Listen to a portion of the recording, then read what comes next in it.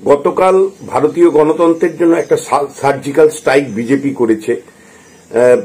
আশ্চর্য হলেও সত্যি যে আমরা যবে থেকে বড় হয়েছি এই প্রথম দেখলাম কোন একটা গোটা পার্লামেন্টারি সিট গুজরাটে সুরাটে বিনা প্রতিদ্বন্দ্বিতায় বিজেপি জয়ী হয়েছে।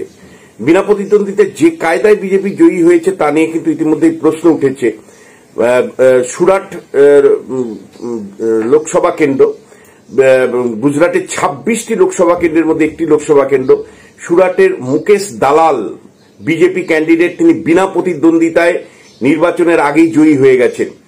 এই কেন্দ্র থেকে মনে রাখবেন, সুরাট কেন্দ্র এমন একটি কেন্দ্র যার একটা ঐতিহ্য আছে। এই কেন্দ্র থেকে আমাদের দেশের 7ম প্রধানমন্ত্রী মোরারজি দেশাই জয়ী হয়েছিলেন। পরপর তিনি 5 বার জয়ী হয়েছিলেন এই কেন্দ্র থেকে। এইরকম একটা কেন্দ্র যথেষ্ট গুরুত্বপূর্ণ। এই কেন্দ্র থেকে বিজেপির বিনা প্রতিদ্বন্দ্বিতায় জয়ের রহস্যটা কি, এটা যখন ডিটেইলে জানার চেষ্টা করলাম তখন কিন্তু আমার কাছে আরো ভয়ের কারণ দাঁড়ালো। সেটা হলো যে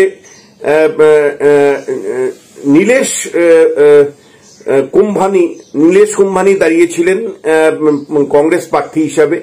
তার প্রার্থীপদ বাতিল হয়ে যায়।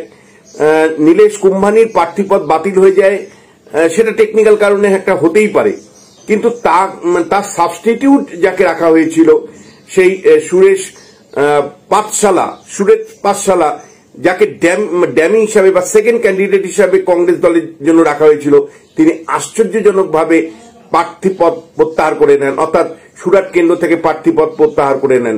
অনেকেই মনে করছেন যে সুরেশ পাঠশালা, যিনি কংগ্রেসের বিকল্প প্রার্থী হিসাবে মনোনয়ন সাবমিট করেছিলেন, তিনি কোন জাদু বলে মনোনয়ন প্রত্যাহার করে নিলেন, তা আশ্চর্যের।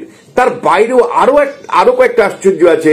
সেটা হলো নীলেশ কুম্ভানি প্রার্থীপদ বাতিল হলো, কংগ্রেস প্রার্থী, তার ড্যামি প্রার্থী তিনি উইথড্র করে নিলেন। তার পাশাপাশি বিএসপি ক্যান্ডিডেট এখানে দাঁড়িয়েছিলেন, প্যারেলাল ভারতী বিএসপি ক্যান্ডিডেট হিসাবে প্রতিদ্বন্দ্বিতায় নেমেছিলেন সুরাট কেন্দ্রে। আশ্চর্যজনকভাবে তিনিও তার মনোনয়নপত্র প্রত্যাহার করে নেন। কি রহস্যে মনোনয়ন প্রত্যাহার করলেন, সেটাই আমাদের কাছে গুরুত্বপূর্ণ প্রশ্ন। এটা এখানেই শেষ নয়, আরো 8জন নির্দল প্রার্থী সুরাট কেন্দ্র থেকে তাদের মনোনয়নপত্র প্রত্যাহার করে নিয়েছেন। কি রহস্যে প্রত্যাহার করলেন? এই প্রত্যাহারের গল্পটা তো আমরা পশ্চিমবাংলায় অভ্যস্ত। তৃণমূল কংগ্রেস শাসনকালে তৃণমূল আসার পরে আমরা জানি যে কিভাবে পঞ্চায়েত পৌরসভা নির্বাচনে প্রার্থীপদ প্রত্যাহার করে, কিভাবে চাপ তৈরি করা হয়, নানা অঙ্ক প্রলোভন কাজ করে। মুকেশ দালাল, যিনি সুরাট কেন্দ্র থেকে বিজেপির বিনা প্রতিদ্বন্দ্বিতায় জয়ী হয়ে গেলেন ভোটের আগেই, নানা কারসাজি তিনি করেননি তো? নানা অঙ্কে তিনি বিনা প্রতিদ্বন্দ্বিতায় জয়ী হলেন না তো? 16,55,658 জন ভোটার আছে এই সুরাট কেন্দ্রে, তারা ভোট দানের অধিকার থেকে বঞ্চিত হলেন। এই বঞ্চনা রাজনৈতিক কারসাজির ফলে হলো না তো? আমাদের যাদের কোনো রাজনৈতিক দলের প্রতি দায়বদ্ধতা নেই, একমাত্র গণতন্ত্রের প্রতি দায়বদ্ধতা, আমাদের ভয় লাগছে, আমরা আতঙ্কিত যে আমি যবে থেকে নির্বাচন চর্চা করছি, বিনা প্রতিদ্বন্দ্বিতা একটা কনস্টিটিউয়েন্সি জিতে যাওয়া পার্লামেন্টারি ডেমোক্রেসিতে একেবারেই কাম্য নয়। আমি অতীতে কখনোই দেখিনি যে একটা গোটা লোকসভা সিট বিনা প্রতিদ্বন্দ্বিতা কেউ জয়ী হয়েছে। এই ঘটনা কিন্তু একটু আশঙ্কা তৈরি করে, আতঙ্ক তৈরি করে।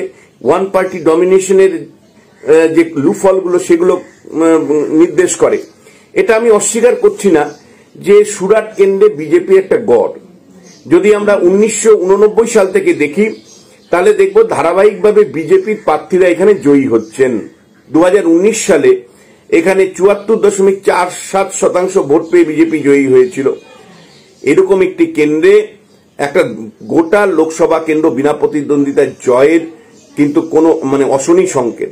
যে কোনো গণতান্ত্রিক মানুষ, যদি আপনি সিপিএম এর প্রতি দায়বদ্ধ না থাকেন, যদি আপনি বিজেপির প্রতি দায়বদ্ধ না থাকেন, যদি আপনি তৃণমূলের প্রতি দায়বদ্ধ না থাকেন, যদি শুধুমাত্র ভারতীয় গণতন্ত্র পার্লামেন্টারি ডেমোক্রেসির প্রতি দায়বদ্ধ থাকেন, তাহলে আপনাকে কিন্তু নাড়া দেবেই। এই বিনা প্রতিদ্বন্দ্বিতা নিয়ে একজন গণতান্ত্রিক মানুষ হিসাবে আপনাকে চিন্তিত করবেই। এটা এক ধরনের গণতন্ত্রের উপর সার্জিক্যাল স্ট্রাইক হিসাবেই আমি মনে করি। ধন্যবাদ।